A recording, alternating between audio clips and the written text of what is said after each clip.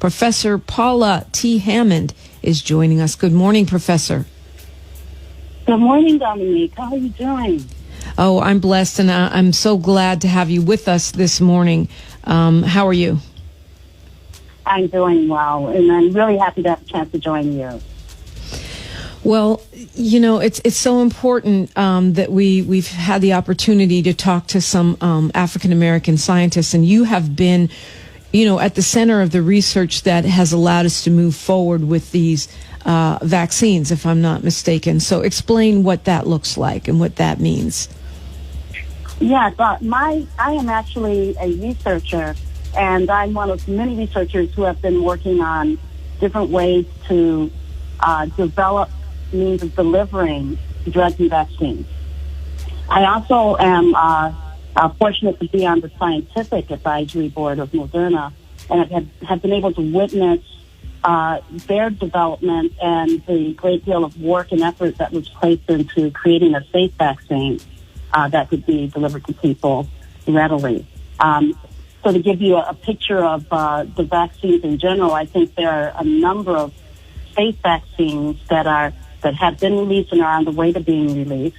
Moderna and Pfizer vaccines are based on new technologies that allow us to deliver a small piece of messenger RNA, which is a molecule that allows our body to make just a small protein that allows us to develop the immune response against the virus.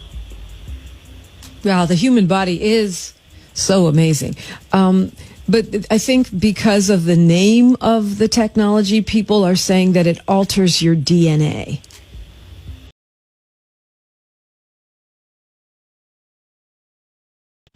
Absolutely not. It turns out that what's being used is RNA. RNA cannot alter the DNA in your body. RNA actually is just the code that allows your cells to build a protein, but as soon as it builds that protein one time, it gets degraded and is eliminated by the body. It can't reach where the DNA resides in our cells, which is the nucleus. It only stays on the outside and helps our bodies to build the protein and then gets destroyed. So for those of us who are, you know, didn't do that great in science in school, myself included, okay, some of us, you know, we have to know our limits. You know, but I read and read because news is, you know, my thing, right? And what I'm reading is that these vaccines that we have right now, they don't protect others. Like I can still get COVID-19. I just won't get the symptoms, and then I won't pass. But I could still pass it on to someone else, just like an asymptomatic carrier. Is that correct? That's not exactly correct. What health professionals are trying to tell us is that is something we haven't determined yet, because we haven't had the time in our studies to be able to extract the information we need to say definitively that we're not passing it on, even after vaccination. It would not be surprising to learn as we move further along with the vaccine that indeed these vaccines may not only just protect us from getting the disease, but from passing it to others. But it requires more time and more data to make those conclusions. So we need to make sure that we protect ourselves from others while we're taking vaccines until we learn more. And that's why you're hearing that messaging. It's that we haven't had enough evidence to make a final conclusion about that. So we don't know yet, and that makes sense. I mean, that's where the warp speed part is problematic. And I think a lot of people, one of the reasons you have a low trust, and it's not just the African American community. I mean, we're seeing this in the general population, that people don't trust the vaccines. I think part of it is the warp speed part, that everyone thinks it's rushed. And part of it is that, our president doesn't seem like he probably did that great in science either. So, people are just not trusting the technology at this point, or the science behind this. I can understand why people are concerned and a little bit skittish, because the science and technology happen so rapidly. However, I also know that the science is incredibly sound. And in fact, the general idea of using mRNA to develop a vaccine is something that researchers have been working on for several years now. They've been working on it and looking at different ways in which they may be able to incorporate it into vaccines. When COVID came around, then there were several tools and several things we had already learned, and companies began to really put together those ideas and work much more rapidly at developing the solution. One of the really exciting things, for example, about these developments is that very rapidly we were able to understand the genetic sequence of the virus. And with that information, it was possible for researchers, including researchers like Mekia Corbett at NIH, to break down what part of the sequence would be relevant to develop a vaccine.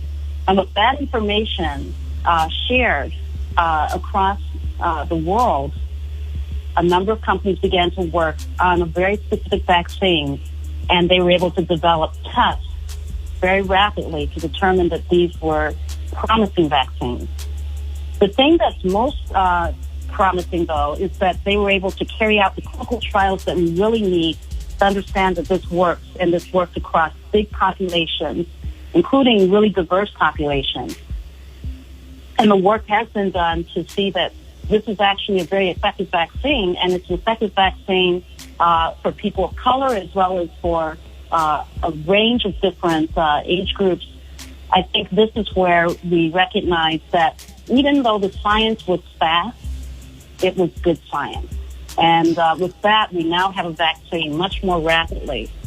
Sometimes it requires pressure, the pressure of trying to find a solution to a worldwide pandemic, to cause a lot of the wheels to turn much more rapidly to get what we need.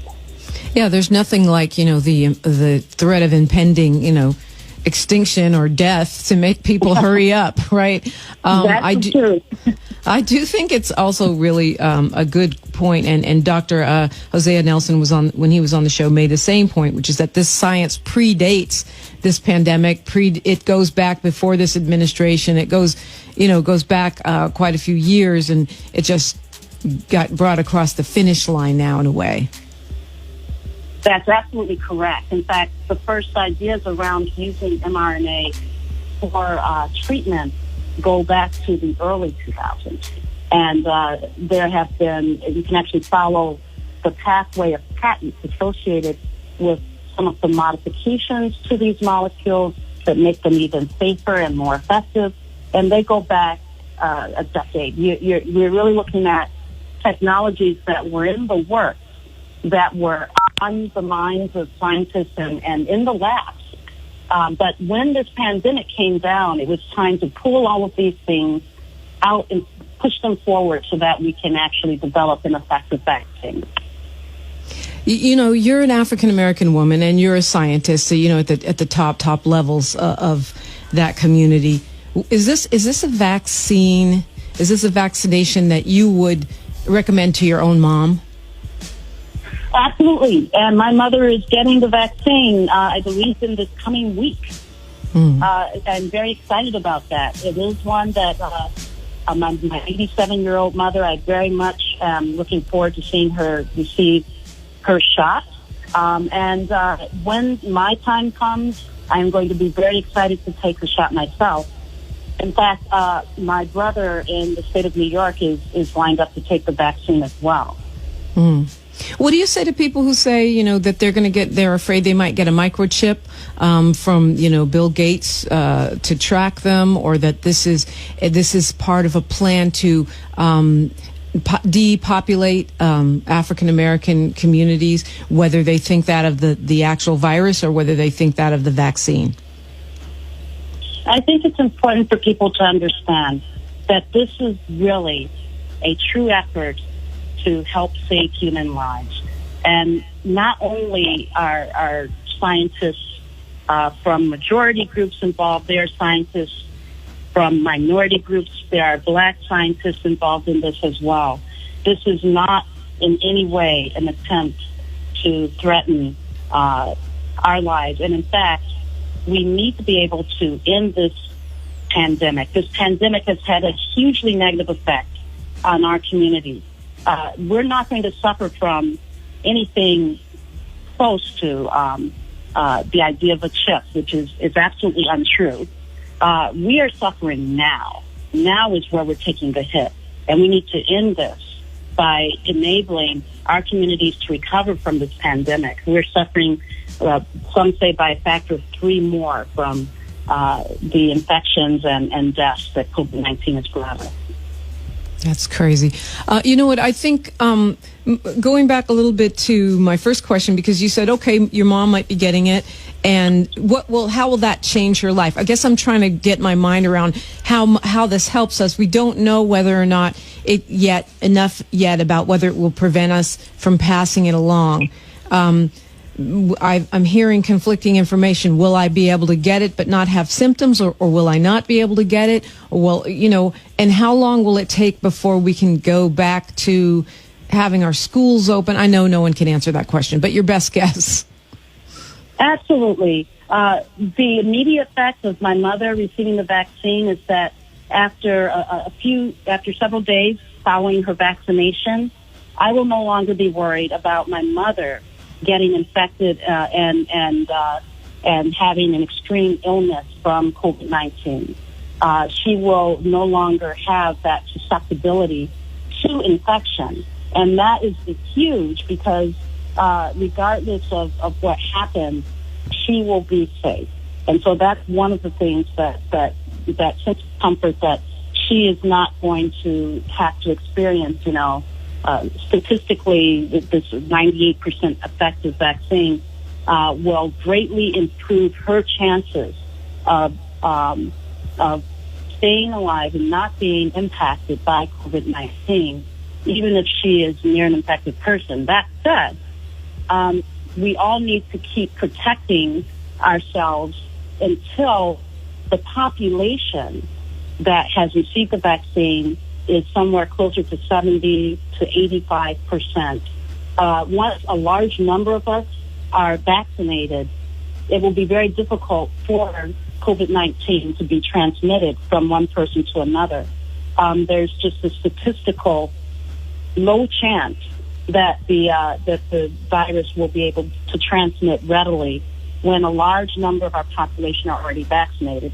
When we reach that point, then we will be able to move around without having to be masked all the time. We will be able to spend time together and socialize in a way that is closer to what we do as normal. Ultimately, I do believe that we will reach a point where, just as we have the flu vaccine that keeps us safe every year, we'll have this vaccine and any sort of future versions of it that may be needed as annually or every few years that will keep us safe, and we will move back to our regular lives. And that is really the promise of these vaccines, that once we have reached what is called herd immunity, which means not getting the virus to the point where we've had so many deaths that everyone's had it, but introducing the vaccine so that large numbers of people are no longer infected, then we'll be able to return to normal lives and our economies will be able to kick back. And we will be able to have, jobs in which we are in close contact, restaurants in which we're able to spend time in the way that we used to. That is the true promise of the vaccine. So 70 to 85%, that could take some time. What's the first thing or the most important thing that the Biden administration needs to do, and what's the first thing and the most important thing that the average person listening needs to do? The most important thing I think that the Biden team needs to do, and I understand that this is a huge priority of theirs, is to coordinate the distribution of the vaccines while managing the messaging to help people understand that while we are in this vaccination period, we still need to be careful about social distancing, about hygiene, and about keeping our masks on. That is something that needs to continue while we vaccinate, because we actually need our healthcare workers available to implement the vaccination. And right now, so many of them have their hands full with treating patients. So we need to make sure that we clear the way for the vaccination distribution to be successful, and we need coordination from the federal level to the state. And I think that coordination is coming and will help accelerate as we learn best practices from what's happening now. Then, yes. Go ahead, Dr. Hammond. I'm sorry. Oh, you were saying in terms of what we as individuals should do? Yeah. Yes. Yeah, I think when the vaccine is available to you, take it. It's incredibly important. We need to reach those high levels so that as a community, we're able to interact with each other again. So when you see it is your turn, please take the vaccine. That gives not only you your own personal protection, but it increases community protection. And that's what we're reaching for, is that community protection.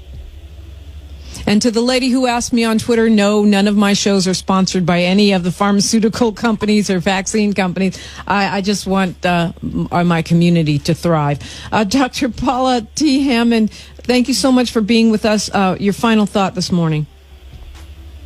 My final thought is that science is a wonderful thing when it is used well.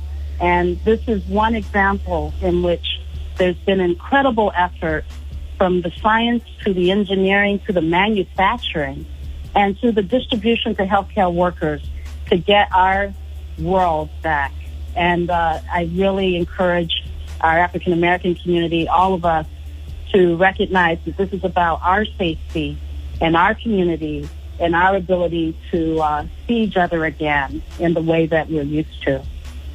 I want to thank you for your brilliance, and I want to thank you for caring, because you really made sure you came on the front page, and I can't imagine any other reason than that you care about our community. I care incredibly about our community, and this has been heavy on my mind, and I'm so glad to have had the chance to talk to you about it, because it's just incredibly important that we're safe. Dr. Paula Hammond, thank you.